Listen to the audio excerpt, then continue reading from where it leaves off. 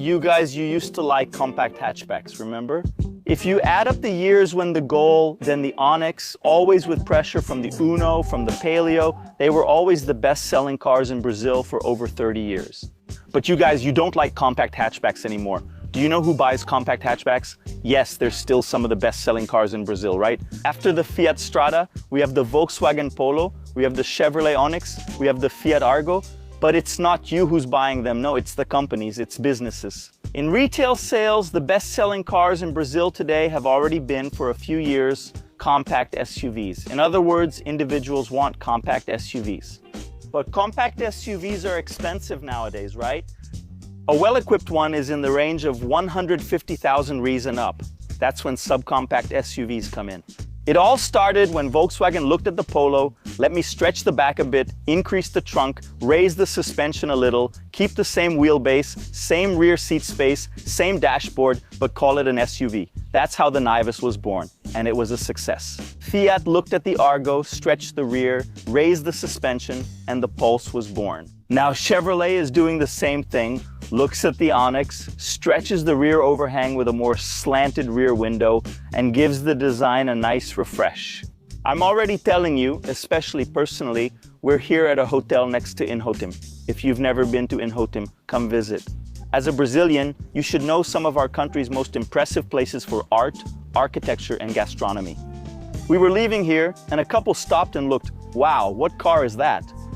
Is it the new Sonic? Is this the sports version? Yes, this is the RS version, fully equipped, yours for 135,000. You can give up the RS's visual gimmicks, give up things that I insisted on, I would give them up, with things like park assist, adaptive headlights, front parking sensors, and then for 5,000 less you get a Premier, but I would go with this one, the RS. Precisely because it has a sportier, more aggressive look that draws attention.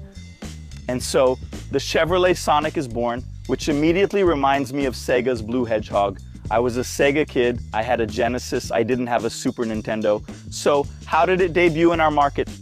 An absolute success. 14,000 units in the first few days, precisely because of that pent-up demand within the Chevrolet lineup, right?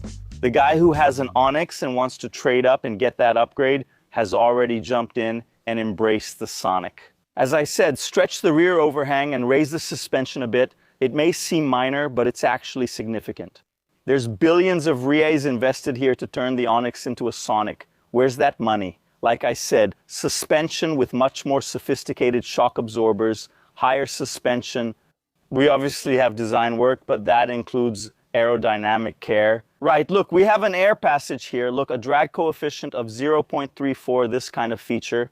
Right? This is something you'd only see in more expensive sports cars not too long ago. Look, the illuminated bow tie, this is going to be a hit. It draws attention, cool color options, really cool. I like this urban gray here, but the car has vibrant colors. There's a bright red, a deep blue, and like I said, right, the design, yes, at first glance, it really looks like the tail light of the Equinox EV. It's not just the tail light, the whole proportions of the car were designed to be very similar. Compared to the Equinox EV, the Sonic is in a way, in terms of proportions, like an Equinox EV scaled down to about 5/8 maybe, but where? This design work pays off in many ways, like the trunk, right? The trunk is close to 400 liters. We're talking about 392 liters. Here, it's really well finished. You know, it doesn't have that feeling of something that was made based on something else, right? The compartment is very clean here in the back, foldable seat. And I was talking about this aerodynamic work. We have, despite the RS here, Rally Sport, a historic badge from Chevrolet, we have the same engine, right? We're talking about the 1-liter 3-cylinder with direct injection, 8.9 kg of torque, 115 horsepower, the same engine as the Onix and Tracker, 1.0, always with the 6-speed automatic transmission. So there is no powertrain variance here in our glorious Sonic. But with this aerodynamic work, it achieves some pretty interesting fuel consumption numbers, almost 15 kilometers per liter on the highway, 12 kilometers per liter in the city, and an acceleration. I saw Gabriel Casagrande, cheers, in a competition with Ricardinho Mauricio, with Cacabueno, by the way, the other two guys I really like as well, cheers. Doing an acceleration competition, and Casagrande managed to get this car from 0 to 100 in 9.38 seconds. He used karting techniques. There he was jumping on the seat, but all three guys, Kaká, Ricardinho, and Casagrande, accelerated from 0 to 100.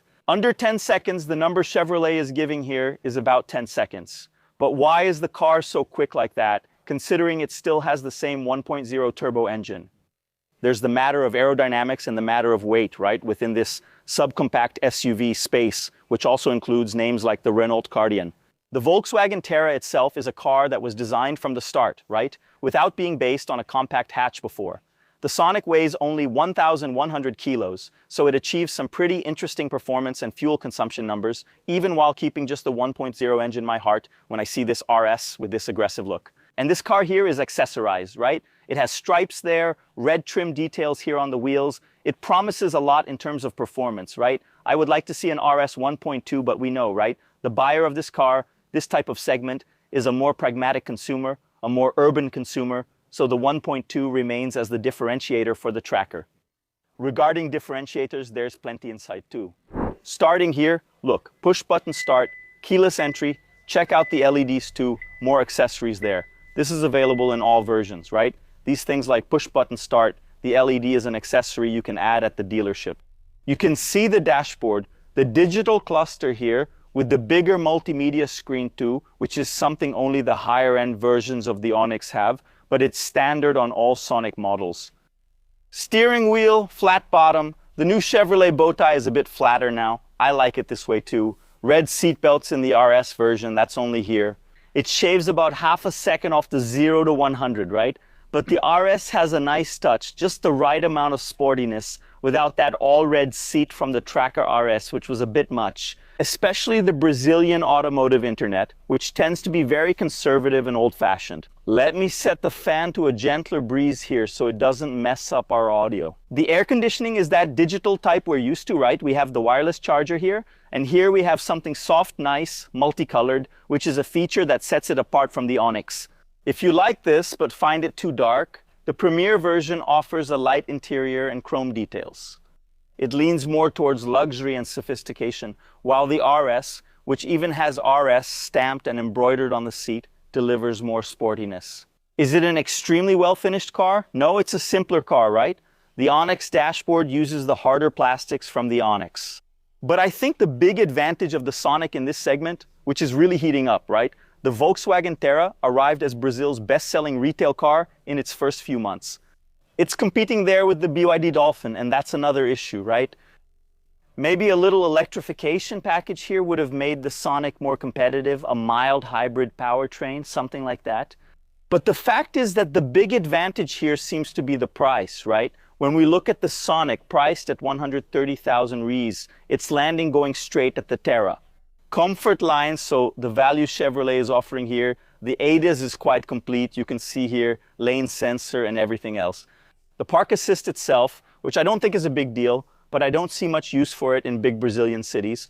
But it's still an expensive feature that's being offered in this price range. So I think the Sonic is going to win here. Potential buyers, right? People who were considering it. Considering the Terra, mainly because it's a bigger and better equipped car than the Terra for the same price, even though the Terra has a fresher, newer feel. Precisely because it's not derived from the Onix like the Sonic is. But let's do this. Let's step on it here, see how it moves, how the suspension and steering tweaks, plus the recalibration from the Onix, affect the way the Sonic behaves. I'll tell you right now, this more sculpted hood really gives it an SUV look. You can really see the hood from inside here, which doesn't happen in the Onix. And then we'll come back here for our final thoughts. Let's go. Wow, more power. How does it drive, Congressman? Well, it drives just as you'd expect for a subcompact SUV, which is what this group is. The Sonic, or Sonics as some people jokingly call it, because of how similar the Sonic and the Onix are. We'll talk more about that in a moment with a special guest. Yeah, I admit that in this RS, which has those little red details on the dashboard, the mean black wheels, the red seatbelt, and everything else, I'd like to see the little 1.2 engine, you know? Since we don't have any hybridization here, at least the 1.2 engine in the Tracker would create a bigger difference between the two versions. Because then, even though the 1.2 is also a 3-cylinder, right? When you step on it, it's not a car that excites you, right? It's a light car, weighs 1,100 kilos, has 18.9 kilos of torque, and 115 horsepower. When we look at it, we can't forget about that either, right? In this price range, around 130, there's the Sonic, which is a car aimed at retail, for people who are going to buy it as individuals to actually use it day to day. It also competes with electric cars, right? It competes with the Dolphin, it competes with the Dilia X2, and then the driving experience of these electric cars is a bit sharper, right? Yeah? But anyway, we know that RS on the Chevrolet Verso isn't really a synonym for true sportiness, right? So it comes down to the different versions. Historically, the RS versions are more about looks. It's that car we can describe as nice to drive on a daily basis. I see the Sonic being bought a lot by young families, right? People who are really going to put the car through the daily grind with a baby seat, young couple, small child, that kind of thing. It's not the enthusiast consumer, it's not someone looking for performance. And the car holds up well. I like the Chevrolet steering wheel here, especially in the Onix. The rim is thin and the steering feels very direct and light. Look, can you see that the lane assist is helping us here? Yeah, that's something I've already noticed about this car. The female audience, especially when it comes to cars with a light and direct steering wheel, usually likes it. Now, where does Sonic or Sonic stand in the pecking order? In the Brazilian SUV market, is it a compact SUV? Is it a subcompact SUV? Does it compete with Terra, with Nivus? It competes, my friends. The Brazilian automotive web loves stirring up controversy, claiming this competes with that. It competes with anyone who's looking for a new car and wants to spend 130,000 Rs. But the one who's going to go deeper into this isn't me, it's our guest, Andre de Deliberato, already properly introduced. Full of sportiness with these red seatbelts here, it's the Sonic Rally Sport, my dear Andre de Deliberato, Sonic RS, Sonic Rizos. Right. I remember there was the Sandero RS Racing Spirit, right? It was the Sandero RS Race Spirit. It was the Laugh, Rizos. Rizos, great car. Share your impressions about it. Obviously not while driving, because we're just starting the test drive here, but about where Sonic stands in the pecking order of the Brazilian market. Well, let's go with first impressions, very first impressions, the feeling. Because I just got into the Sonic, I had only been in it during the presentation. It feels like an Onix. Yes, actually, there's even a joke, right? A joke? There's no such thing as Sonics, right? What? The X at the end? Sonic with an X at the end, specifically referencing those two cars. It's the dashboard from the Onix, and we feel like we're in an Onix, yes, and the only difference is this. The finish here is a little more refined. This front part of the dashboard and this structure here too, which the Onix doesn't have yet, right? The dual display? Yes. But seeing the Sonic arrive on the market, I remember you went to that preview, right? Yes, at the factory they showed the Sonic as if it were a competitor to the Nivus. Yes, so our car is the size of the Nivus. It's bigger in this, it's bigger in that, but they positioned the car at the price of the Terra. Yes, especially because the 140 and the Sonic doesn't even reach that yet. Maybe it reaches 136 for this RS and 130 for the permit. But that's the promotional price, right? After it's over, the promotional goes up to 135, 140 because each one increases by 5, yes. But it's about the size of the Terra. Yes, I see it. Even though GM sees or claims to see the Sonic as a rival to the Nivus and Fastback, I think the Sonic is like the Terra. Guardian, Pulse, that lower group there, and then the Tracker, which is the subcompact. That's the one that competes with the Baga, that's the one that competes with the Nivus, and also with the Cross. Cross, T-Cross, exactly, but still, despite that, I think it's a strategy that could work. It could work really well, and it has, because they're selling a lot. Yeah, it sold 14,000 units in just the first few days. And they even held an event at the dealership, invited all the customers. It was Sonic Day. They set up a bunch of Sega Genesis consoles for people to play. Yeah, that's right. They defeated Sputnik O, Sputnik Spotify, that old bandit O. Sputnik, which is German. But anyway, I think it's a car that has a lot. Yeah, I think it's the make or break car. So for GM in Brazil, it's the car that needs to work for GM to come back to life like that. Because it's a car that has a good price, it's connected, it's well equipped, it doesn't have ACC, right? The most expensive version, it has ADAS, it has this, it has that. It's the main thing about the RS, for the Premier, those $5,000 of difference, it's the park assist, right?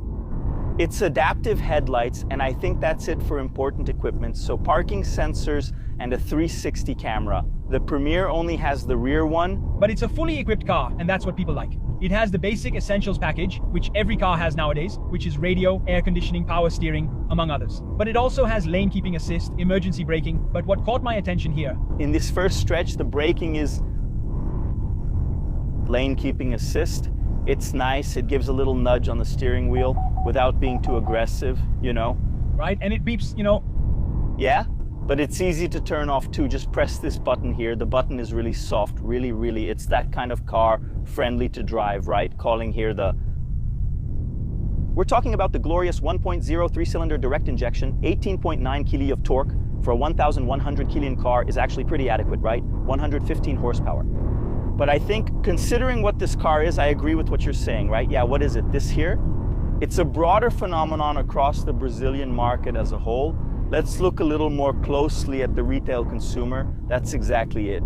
So like the Polo sells a lot, but mostly to companies. I mean, let's look at retail. It was Terra's move even before the Nivus, right? Which is really based on the Polo. Even though Volks also sells very well for direct sales. Yes, despite that, it's true. Yeah, that's right, Edson. The compact hatchback, in short, the compact hatchback lost its appeal for the consumer, private buyers, right? For the retail consumer, the one who goes where? To the dealership? He wants to sit a bit higher. He's no longer impressed by the Onix, by the Polo, by the Argo. So it's time for Nivus, for Sonic, for Terra, for Pulse. Keeping the brands aligned, right? And GM kind of took a while to get into this game.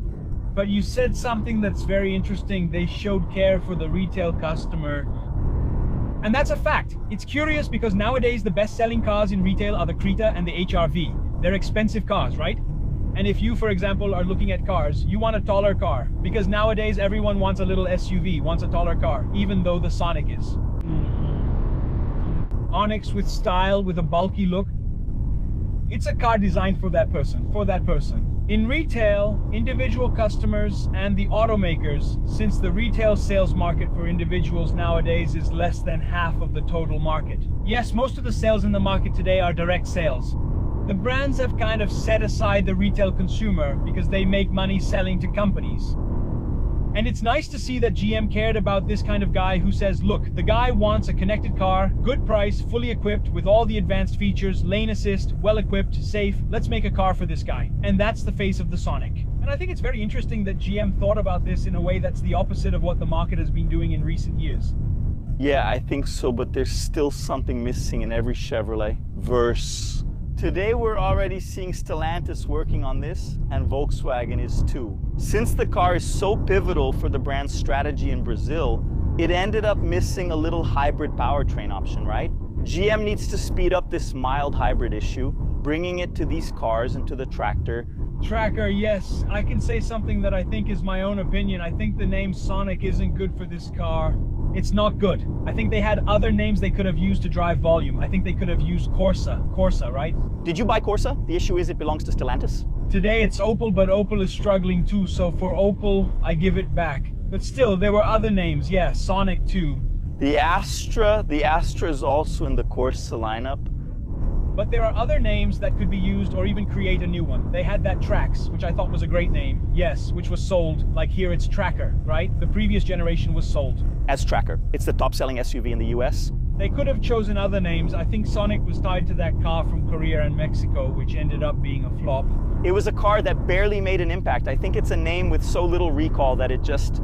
Yeah, it was a car that left almost no mark, right? It made an impact, but it was short-lived, went by quickly, and didn't sell well, right? And Sonic is also a name that's really close to Onix, right? Like we said, so yeah. Then you get the little Sonic joke. Make the little Sonic joke, right?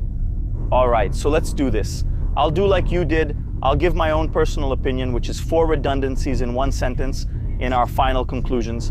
Let's go. Final conclusions. So, who is Sonic for, after all? It's really for the individual consumer, right? That person who buys the car with their hard-earned money and wants a lot of connectivity, right? We have the 11-inch MyLink, there's OnStar, the whole Chevrolet connectivity package, the built-in Wi-Fi, which is very competitive. They want technology, they want design, right? Brazilians like good-looking cars. They want fuel efficiency because buyers are really watching every penny. When it comes to performance, they do need adequate performance compared to other compact and subcompact SUVs, right? Compared to the Cardian, for example, the Sonic loses in rear space, right? We have the same wheelbase as the Onix, but we also have the same roofline here, the same door as the Onix. What makes the headroom better than in a Terra or a Nivus? Rear seat space isn't the strong point of any of these cars. If you need rear seat space, you need to move up to the next segment. In Chevrolet's case, you need to go for the Tracker. In Volkswagen's case, you need to go for the T-Cross. In Renault's case, you'd have to go 2 segments up. You'd have to go for the Boreal. What these cars offer is an interesting trunk space compared to the size of the car in a really nice package for the urban user. I think Sonic will stand out precisely because it offers a lot of equipment, a lot of technology, and a really cool design. In a category where the main player today is the Terra, the Sonic clearly has advantages over the Terra. In these specific aspects, I think Terra is still more interesting than Sonic, especially when it comes to looks. It's a car that has a bit more personality of its own. It's not a car that, especially from the side, you look at the Sonic and see the Onix. In fact, there's a little joke about that. The gossipers of the Brazilian automotive internet, always full of mischief and venom. In some places, you see this car already being called Sonics, precisely because it looks a lot like the Onix. It's interesting, right? The choice of the name Sonic, which is a platform there. A car that didn't leave any fond memories in Brazil, but in my opinion, it's a really cool name. I like Sonic. Yeah, even if it's just because young Casio Cortez has a fondness for the blue hedgehog. And you? Do you think Sonic will keep being a hit? It started off as a hit. Selling 14,000 units in the first week is impressive, right? It has everything, doesn't it? Its clear goal is to be the best-selling Chevrolet in Brazil, if not in overall numbers, then certainly in retail. And if it doesn't achieve that, Chevrolet Brazil is going to have to do the math, right? Because it really needs to have a car that brings the general public back to dealerships and into the retail market. I think with the Sonic, it does have that car. What about you? Tell us in the comments, leave a like on this video, subscribe to the channel because that always helps a lot. And now let me jump to the front seat and drive back to São Paulo. No, we're just going to the airport. Thanks a lot, take care, and a big hug.